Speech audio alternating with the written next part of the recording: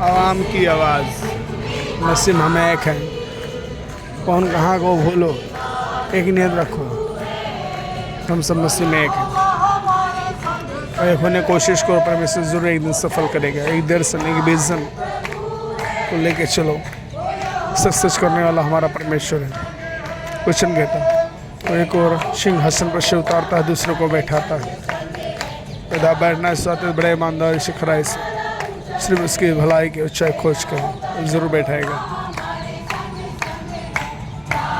का परमेश्वर हमारा ऊंचा गढ़ है, नर को जिसने दुभागा, जंगल से मार को निकाला,